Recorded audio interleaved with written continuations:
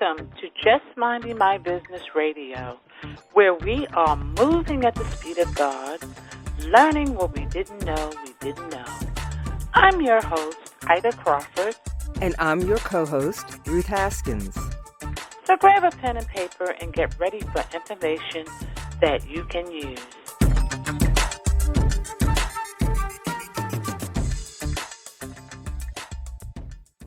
Welcome to Just Minding My Business Media LLC, and this room is called What's Going On, and we are happy to be able to collaborate with people in this space and allow people to be able to share, what they're doing in their companies and businesses.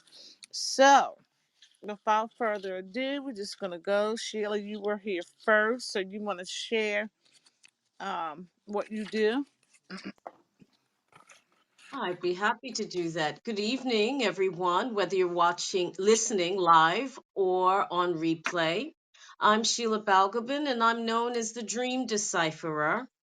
And I help people to crack the code of their dreams so that they can create the lives they dream of. My new show, which will be produced by JMMB Media, is called Dream Your Life, Live Your Dream, where I will be talking about all kinds of things dreams, what they are, how they function, why we should be listening to them. And the show will be interactive, not only have guests from time to time, but I'll also invite the people watching, the audience, to be able to submit their dreams for analysis, anonymously, of course. And I'm really looking forward to that happening in the very, very near future. I'm complete. All right. Well, we can't wait to partake in this broadcast because I know it's going to be good and it's going to support a lot of people. So, Ruth, you want to go ahead and share what you do? Okay, hi everyone. Glad that you're able to join us today. And as Sheila said, whether you're listening live or on the replay, my name is Ruth Haskins. I am the developer, owner, CEO of RCH VoiceWorks LLC, which is an audio production company. And out of that, I do all of my work that has to do with voice, whether I'm reading or writing or speaking. And it also houses all of my work with the Power Play Reconnect experience, as well as the other person in your chair.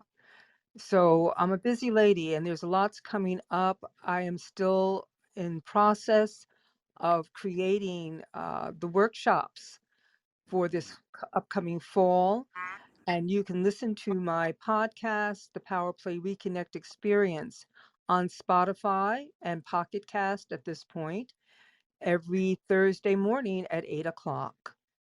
I am finished.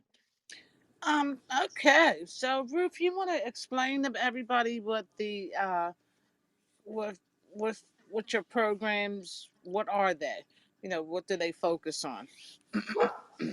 The Power Play Reconnect Experience is really about the ability to reconnect with one's original creative authentic self. That's the bottom line of the Power Play Reconnect Experience. I do a podcast. I'm known as a Power Play Lady of the Power Play Reconnect Experience. And that is also the basis for any speaking engagements that I may have. Now, out of the Power Play Reconnect Experience came the other person in your chair. And that is a group coaching experience that is done virtually. And basically that's it. Like I said, everything flows out of the fact that everything uses my voice, whether I'm podcasting or whether I'm doing workshops, it all flows out of my voice. Okay. Just want to Does make that sure everybody is clear about what your programs are about. Well, the first one, RCH VoiceWorks, is an audio production company. which means that's voiceovers and narratives, documentaries, that sort of thing. So again, it has to do with my voice and the voice of other people. So it's actually an audio production company. The Power Play Reconnect experience is about helping people to reconnect to their original authentic selves. And the other person in your chair is the workshop and coaching segment of RCH VoiceWorks. All righty. So thank you so much, Ruth, for sharing. Appreciate that. And my name is Ida Crawford, and I'm the CEO of Just Minding My Business Media, LLC. And we are all about providing you platforms that you are able to reach people that you may not necessarily touch. So we currently have an internationally heard podcast. We also air on iHeartRadio on Tuesdays, Thursdays, and Saturday under the Power Me Up I'm getting spitty here. Power Me Up Radio 24/7, which is under the umbrella of Raven Glover. Uh, and it's a really nice channel. It's all types of conversations and interviews and topics. So check it out sometime. And that's Power Me Up Radio 24/7 Talk on iHeartRadio. In addition to that, we also have a television channel, which is called Mindset Movers TV, which is a space where business owners can procure space and create shows to educate, empower, and inspire while bringing people into their programs and businesses. In addition, we are launching our very first magazine, which is set to drop late September. And if you're interested in that, please reach out to us at jmmbradio@gmail.com. You can also visit the website at jmmbbllc.com. So, without further ado, we're going to go ahead and jump into our topic of the day, which is relationships for success. So, when you think about relationships, ladies, what do you think about? What's the first thing that comes to your mind? Well, I mean, it depends on the context for me, I think. I mean, if we're talking about relationships in a more general sense, it just means being in contact or having interaction with other people.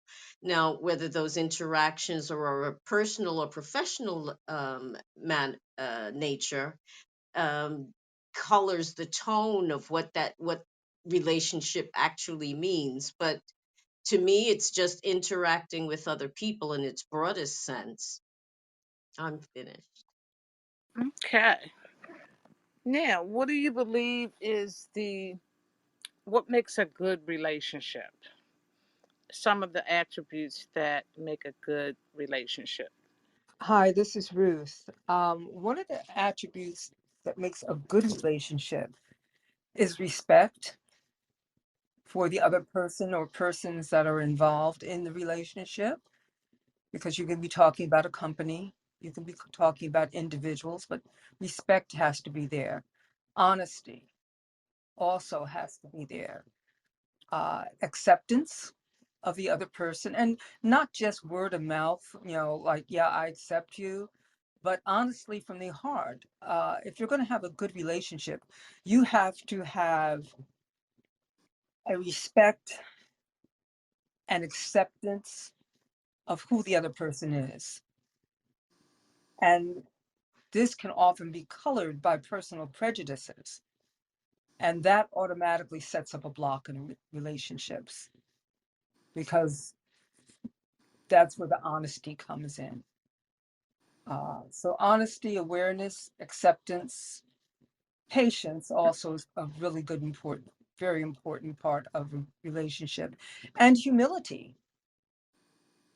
Humility is also in relationships, whether it's in a corporate setting or a one-to-one setting. Humility is very important because, as you often say, Ida, it's not about, uh, it's about collaboration, not competition. And if any of those elements that I mentioned are missing,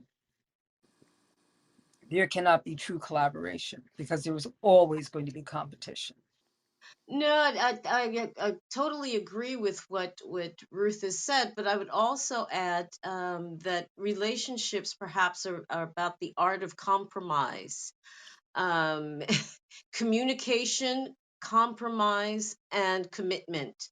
I think that no relationship, whatever its nature, is going to survive if people aren't willing to compromise and not always have to expect to get their own way.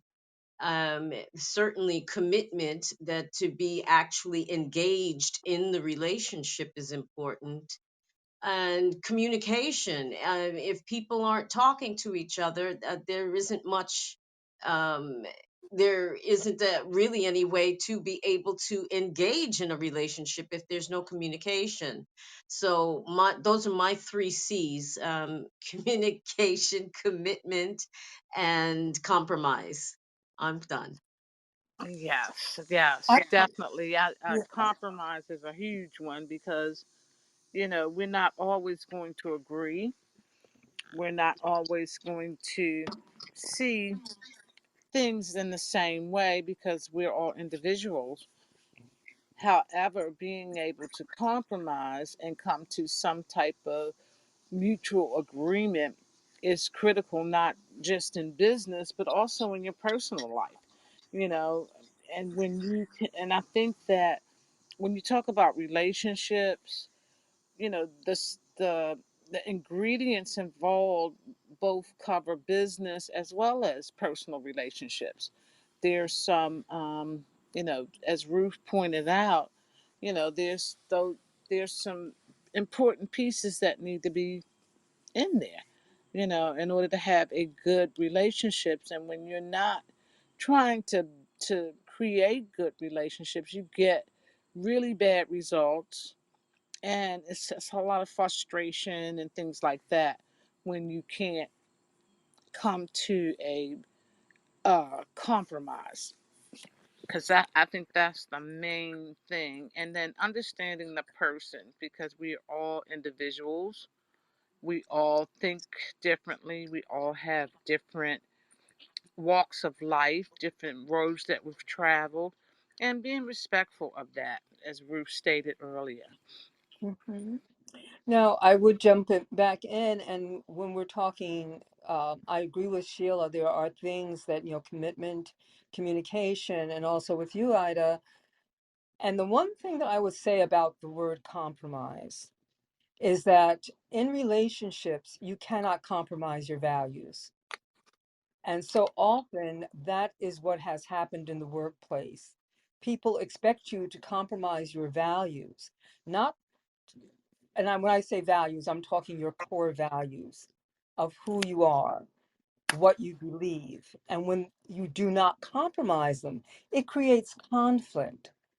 And that's something that people need to look at. We cannot expect people to compromise their values.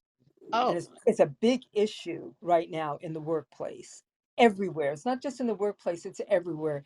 Young people are getting ready to go back to school, and some of them are going to be asked to compromise their values to the point of being persecuted. It's going to be outright persecution. That's how they're going to affect it. We've called it bullying and all kinds of other things. But these young people going back now to school, as well as people re-entering the workforce, their values have changed, which is one reason that we have the great resignation. It's one reason why people are quietly quitting, because it's not just about compromise. Okay, if I do this, if you need me to do this, then you can do that. People are being asked to compromise their core values. And that's where the battleground lies in relationships right now.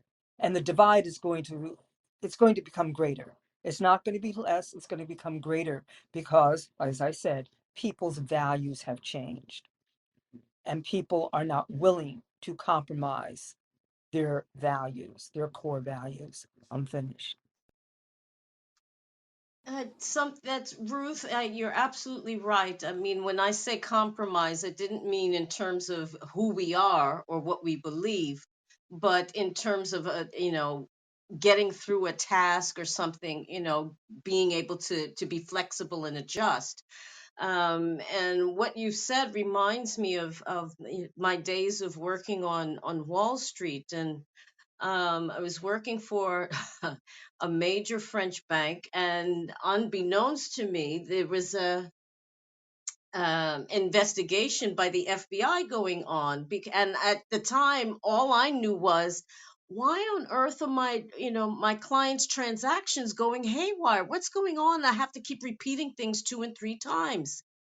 Well, as it turns out, we found out later that there was some fiddling going on in one of by some back office staff, and they got caught because one of the persons, all of a sudden, people knew how much they earned, and all of a sudden they were flashing cash and wearing expensive stuff, and they're like, "Where are you getting this money from?"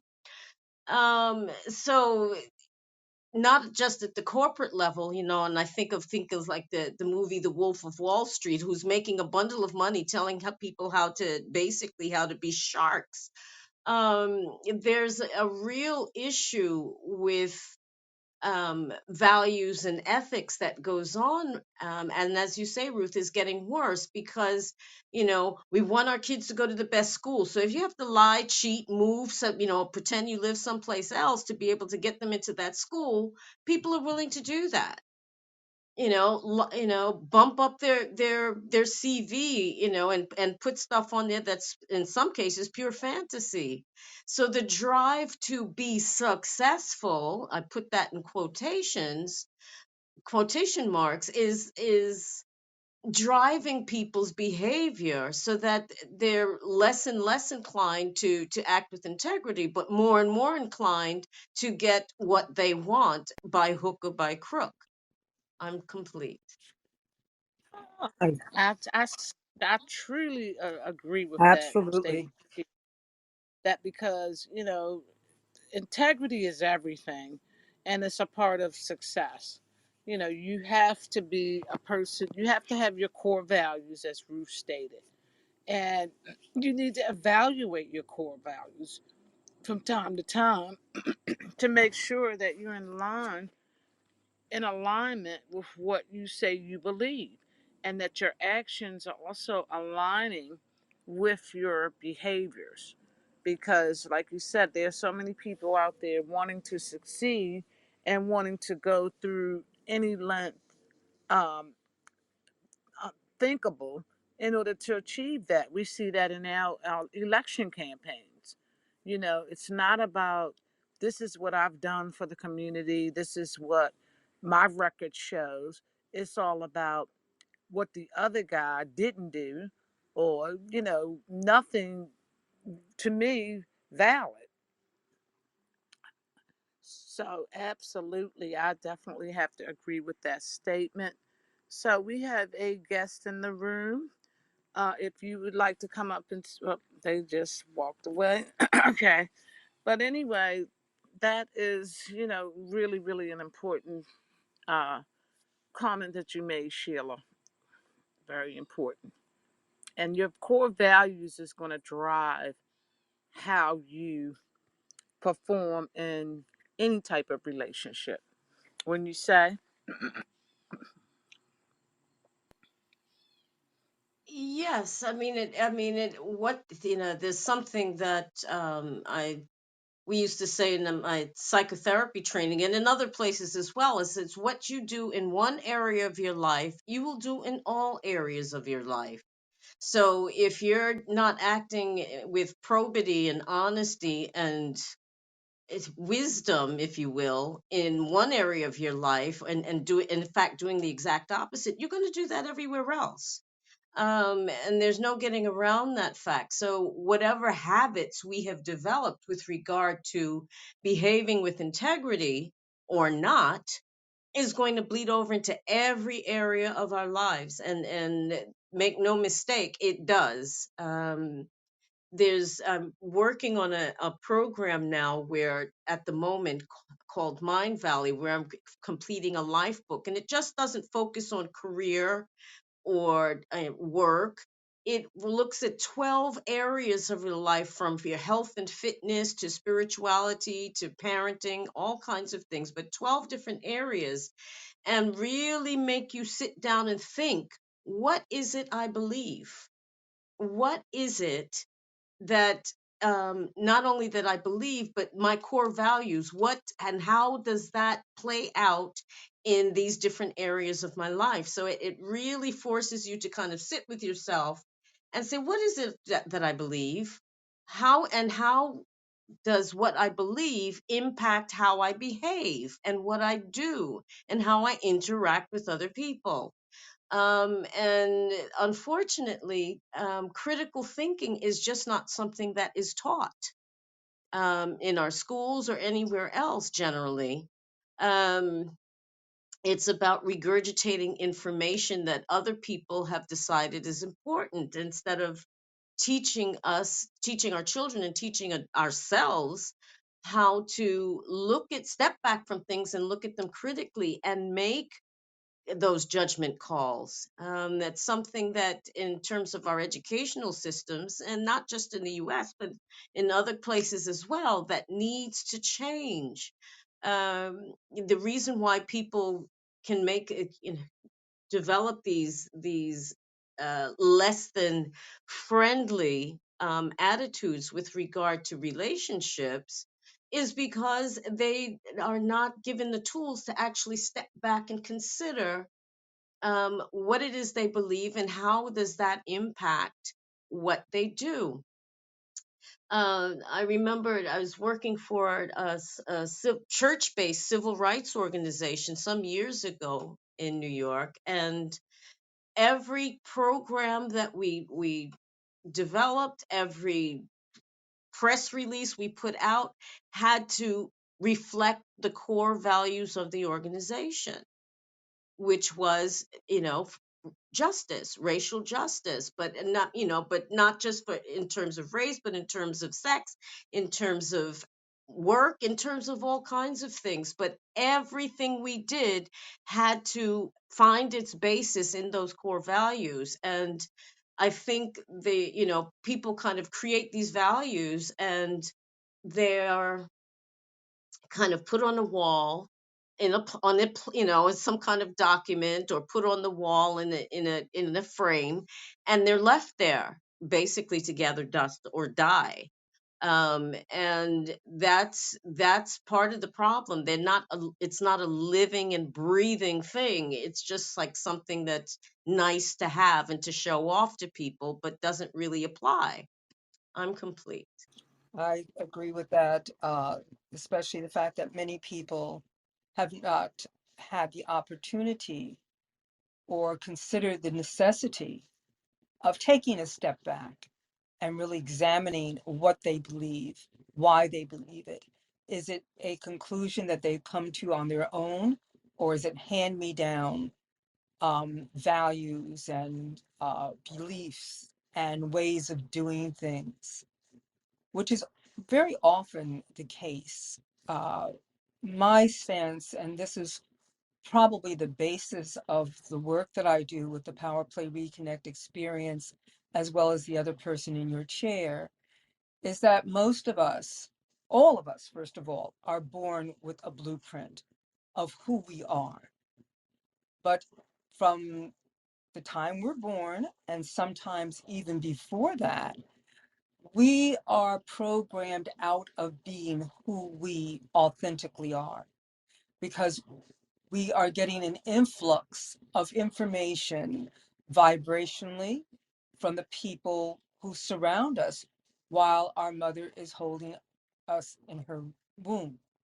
So we come out with an awareness, a vibrational awareness that we can't give a voice to. But pretty soon there are people constantly inputting into us their beliefs, which they have never sorted out, their thinking, which is totally skewered. And unfortunately, as much as we have this, what I call a blueprint of who we are, we're also sponges at that, in that period of time, that very young age. So we take on, we take in, we accept, and they become our core beliefs until we become old enough to recognize that maybe there's something not quite right with this. And because there's so many of us who are in that same whirlpool of misinformation, we tend to join up with the people who have that misinformation. It may change a little bit, but we bring it all into the relationship. And we are not taught, which is very clear and very true, what you said, Sheila, that we're not taught to think. We're not taught to think. We think our thoughts are just things that happen and they just float around and it's okay. And that nothing could be further from the truth. We are responsible individually for our thinking, for our thoughts. Not saying that it's easy, but it is a necessity. And years ago, I worked at the Jewish Theological Seminary in Manhattan. And I met one of the rabbis who actually was teaching a class on thinking. And I got into a discussion with him and I asked him, I said, why do rabbinical students need a class on thinking? Why would anyone need a class on how to think? And his answer, which he said with a smile, was because most people don't know how to think. And as I've grown over the years, I have found that true of myself as well as others.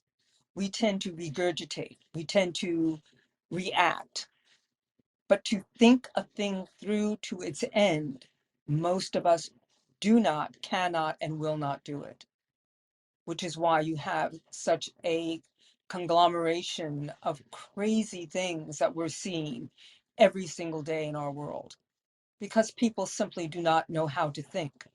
They do not control their thoughts. They let their thoughts go willy-nilly. And our children are not being taught any better. That's why our children are in such conflict. And I really am concerned about them going back to school this year. Uh, they're coming back with a whole lot of time spent with their thinking having gone every different direction.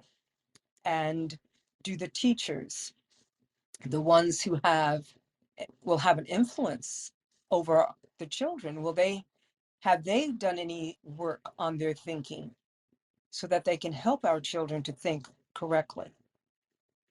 All righty. Hi, Jay. We have another member in the group. Hi, Jay. But anyway, Jay, you're in Just Minding My Business Media LLC room. What's going on? And our topic for today is relationships for success. And you want to go ahead and introduce yourself and tell us what you do. Hello, ladies. Good. Well, it's afternoon here. Uh, I'm Jay. Been married for 11 years, raising two daughters. Um, I'm an investor for a living. And yeah, I'm from St. Louis, Missouri. So yeah, I was just sitting, listening to the conversation. Seeing where I can interject. But like I said, I'm listening. If you have any questions, I'm here to answer. But I'm just listening right now. Well, welcome, Jay. And maybe as the our conversation progresses, you please feel free to ask questions or to interject your own experiences.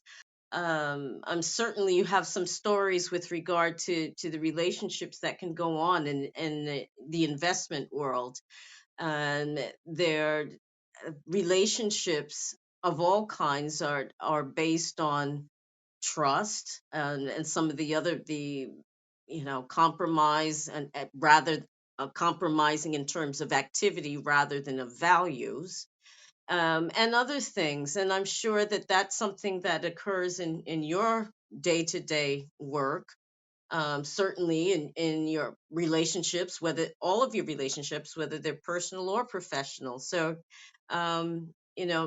we're all experts, we're all teachers, and we're all students here. So please feel free to bring to bear your experience, because we all have different views and different experiences in life.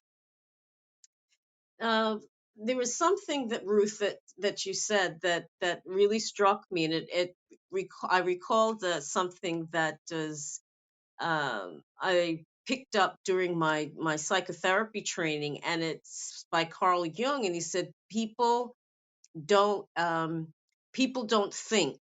That's why they judge, because it's easier to judge and make a snap decision than it is to actually do that critical thinking that we've been talking about.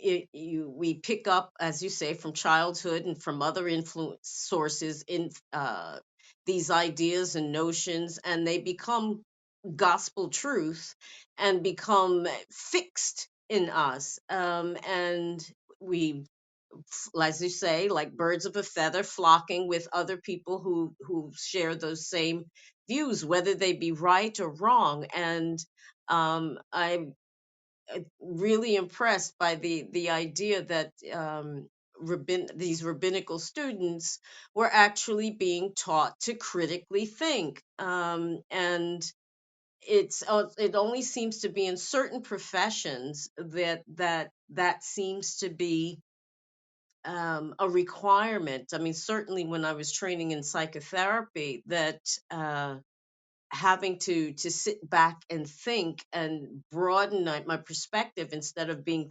narrowly focused on my own isms and schisms, as I call them, was absolutely vital. So, I mean, it's something that I don't know if it must be some kind of campaign that must be done to actually impact the education system, the boards of education, to be able to make those changes and make critical thinking a regular part of the curriculum. I'm complete. Yes, I agree with you, Sheila, because critical thinking is huge. And as a parent, I've worked with my kid since birth, you might as well say, on the critical thinking and, getting in touch with emotions. What does that mean? What, when this emotion happens, what triggers it? Things like that. And having those conversations with your children early on is important because, like you said, the curriculum don't teach it.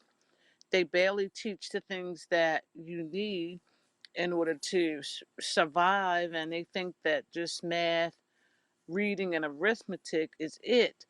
But people have to, our kids have to be able to think, and it's very important to have that skill of thinking, and really laying out, what the consequences are going to be if I go A, what the consequences are going to be if I go B.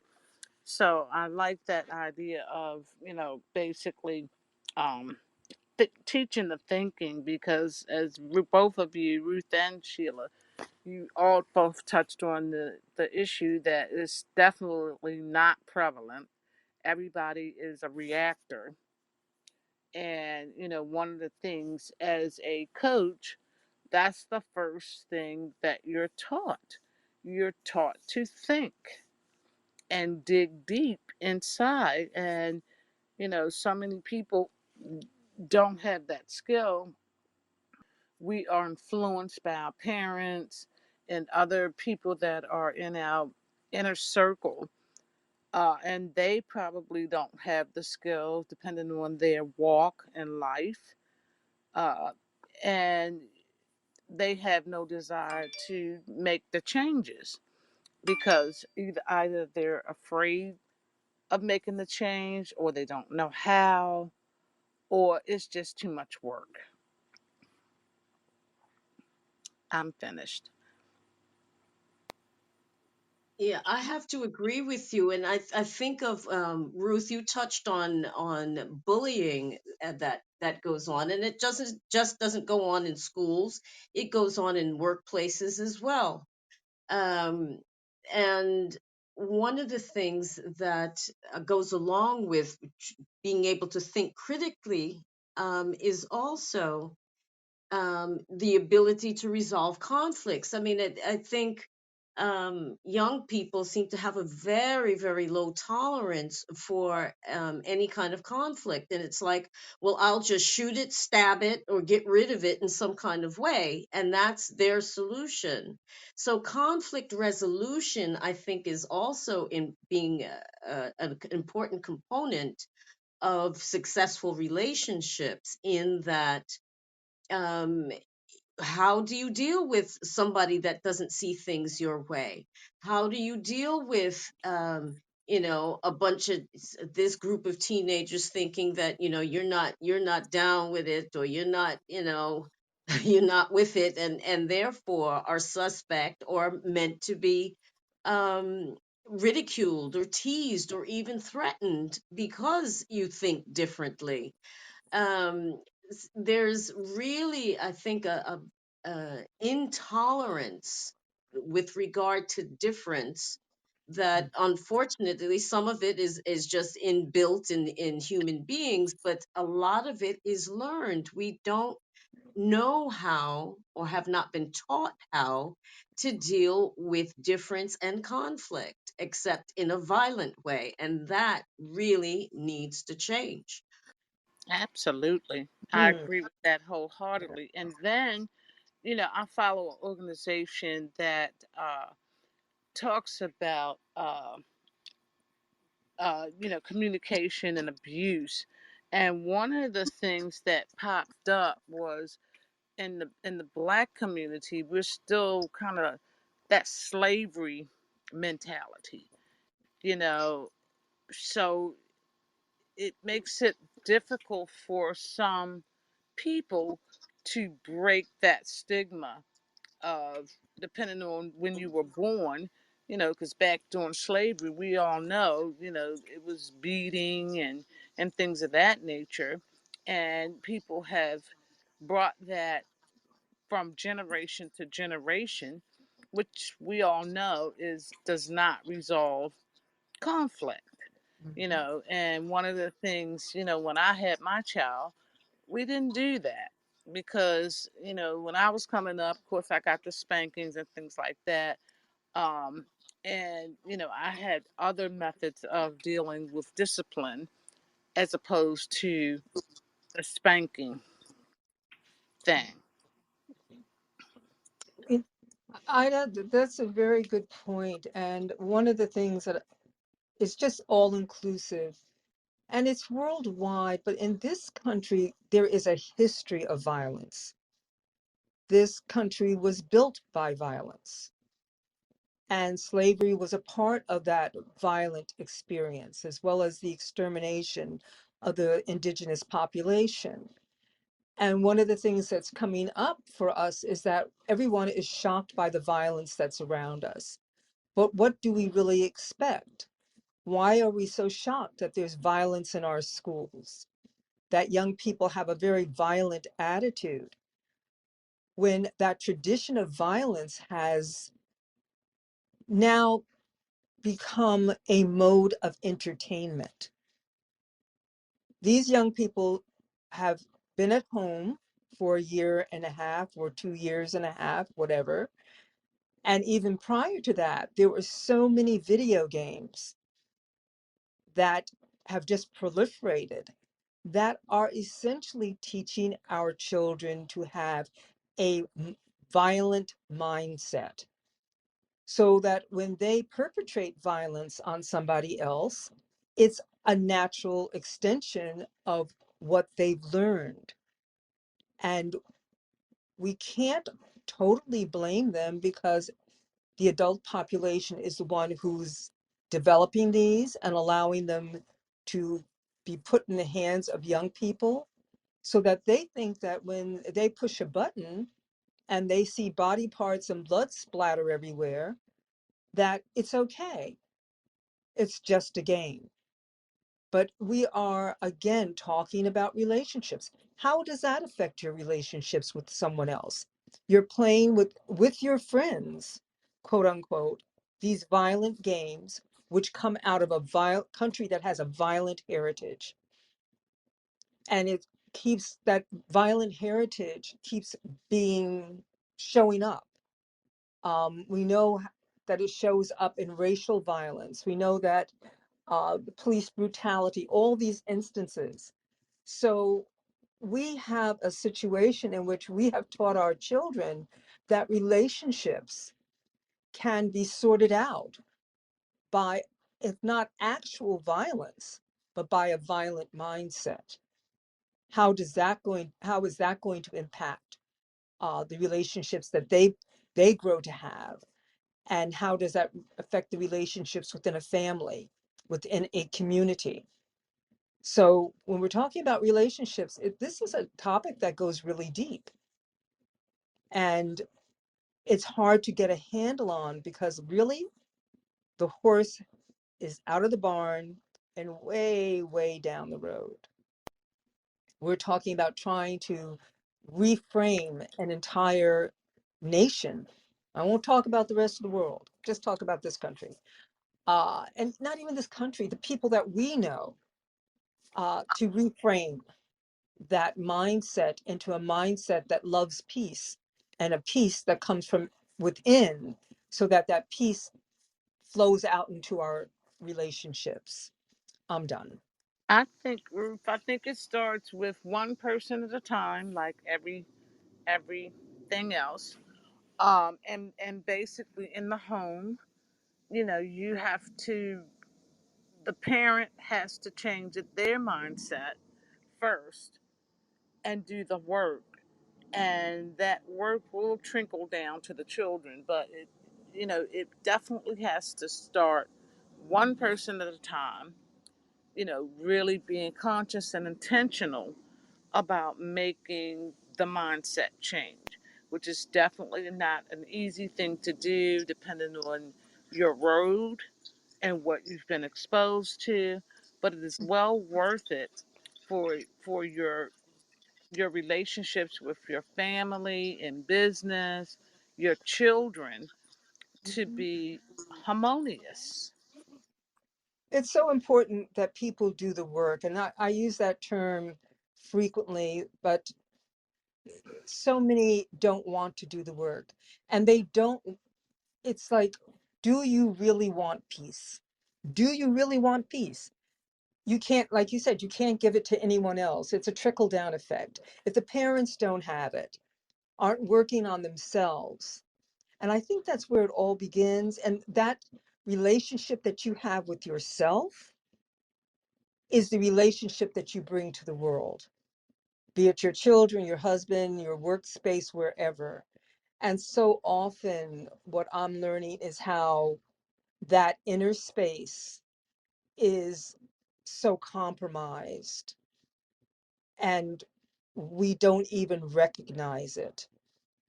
Again, it's one of those things we're not taught. We're not taught to look at self and to self-examine and to treat ourselves with compassion so that, that compassion flows out of us into the world. We have a very, I don't know quite the word for it, almost a brutal attitude towards ourselves. And that's what comes out into the world.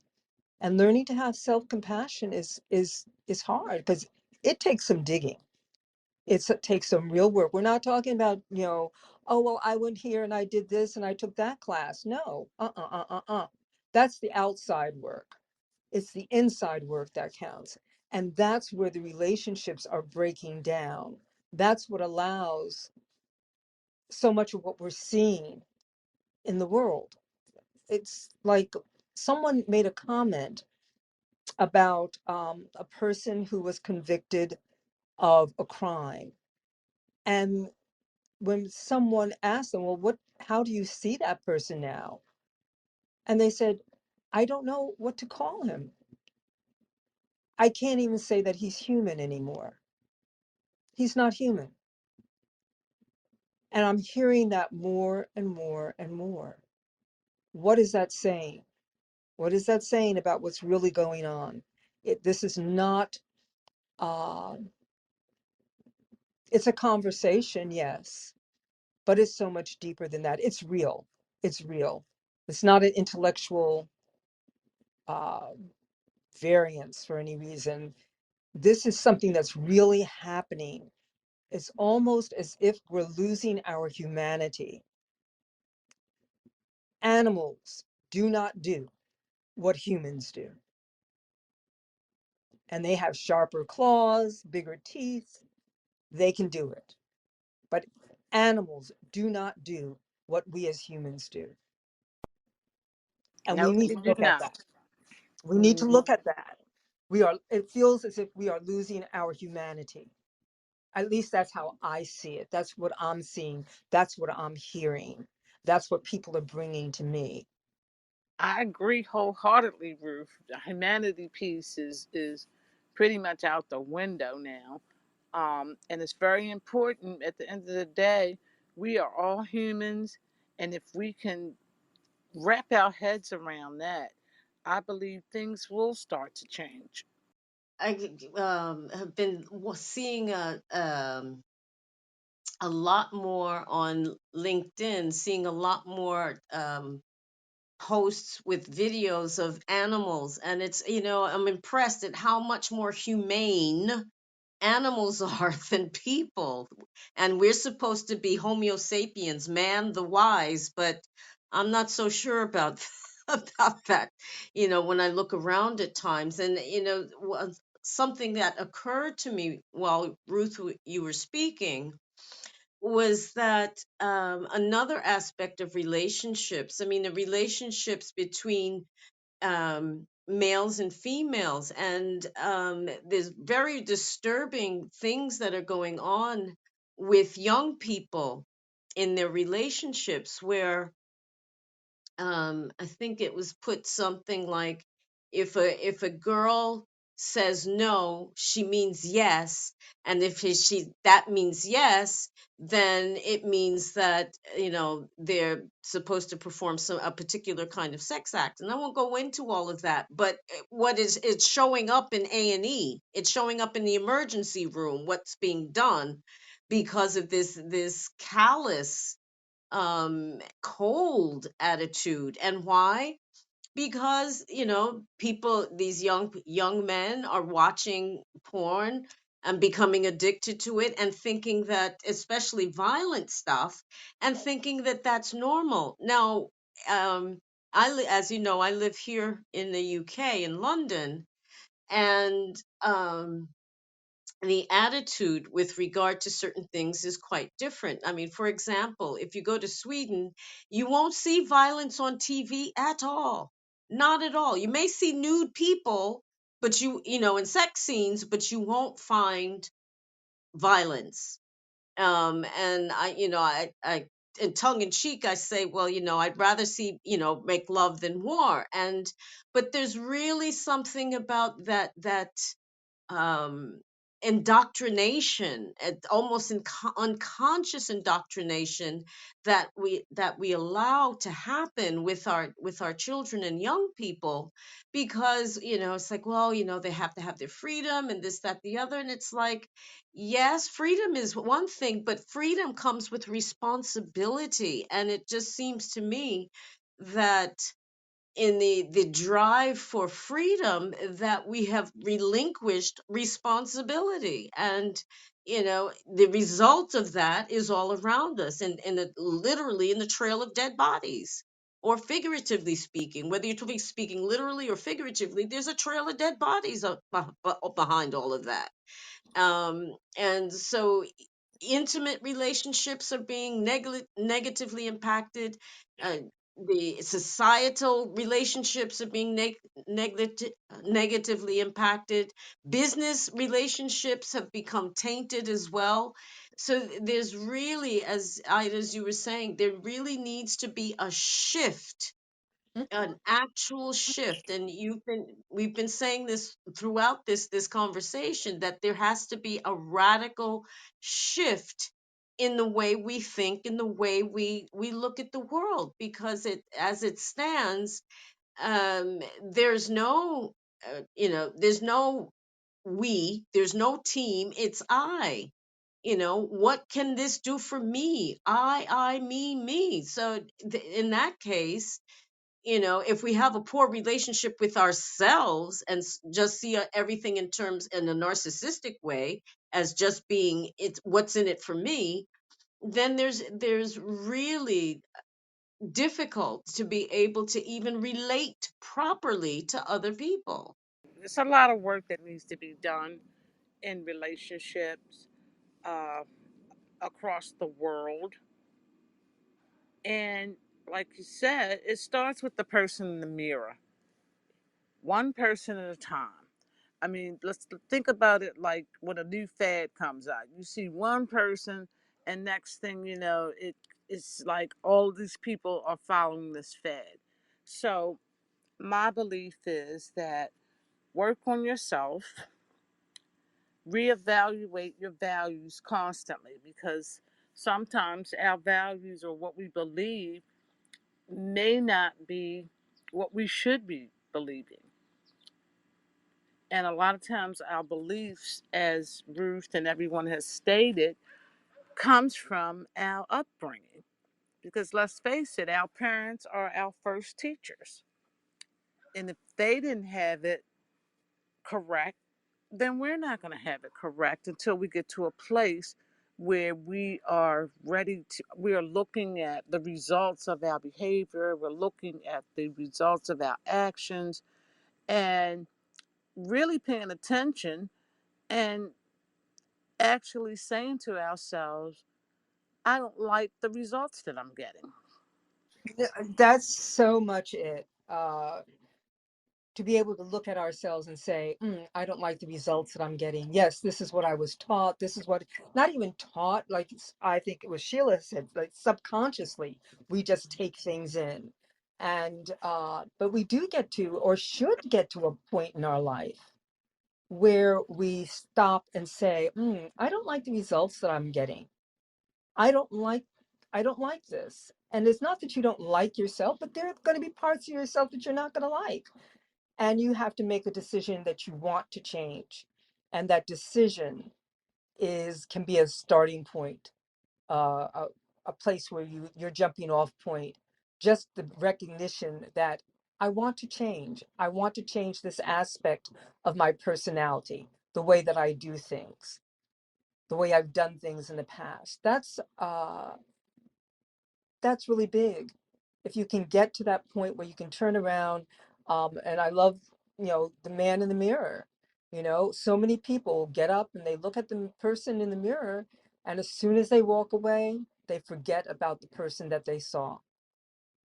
And that's probably the biggest problem. That's one of the things that happens when so many of these programs that are out here, people show up, they go through them, but when they walk away, they forget everything that they've learned and they don't apply it. So it's about application.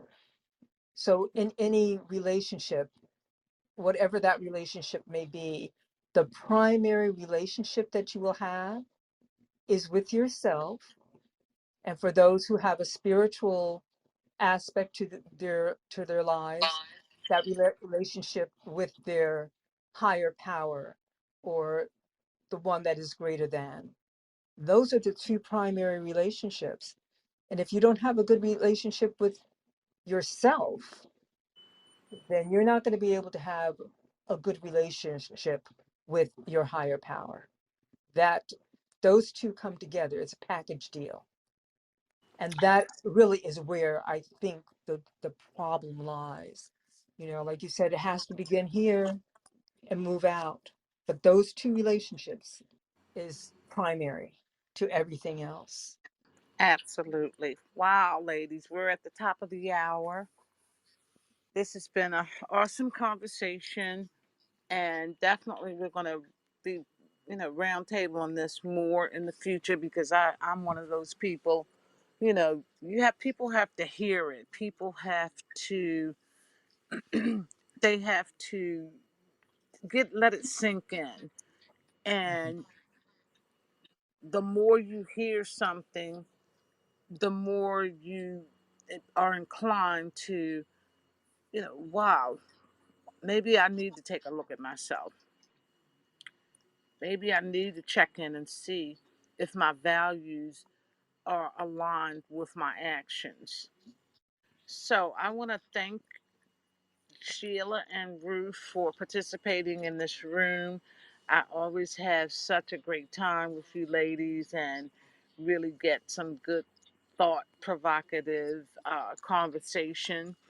And I'm looking forward to next week. We're here every Thursday at 1:30 p.m. So take a break from work, take a break from lunch, and have your lunch with us. And we really, really appreciate those who visit the room and those who will be listening to the replay. Yes, that just like to say, as always, the conversation has been stimulating and definitely thought provoking. I know it. I will take away some things that I will think about, and being that I am on a journey myself of self-development, an ongoing self-development, and it's been a journey, it's a lifelong journey. This conversation will definitely play a part in how I look at my relationships, my primarily my relationship with myself. So I thank you, ladies, but Ida and Ruth, for that, providing the fuel for some deep thinking. Well, thank you, ladies, both. Thank you all who are listening now or will listen in the future. This has been an excellent conversation. And again, yes, there are many takeaways from it. And I will just close by quoting, I believe it was by the Doors. I just dropped in to see what condition my condition was in. Yeah, that's really what it's about. In order to have a relationship, you have to know the condition of your own self. It starts there and works its way outward. So, everyone, have a wonderful week. I look forward to being back here next week to see what else is going on with Just Minding My Business Media LLC. Thank you.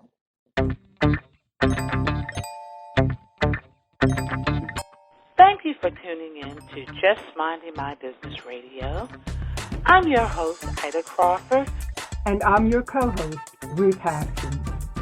We hope you enjoyed the show and appreciate you stopping by. Many blessings to you and yours.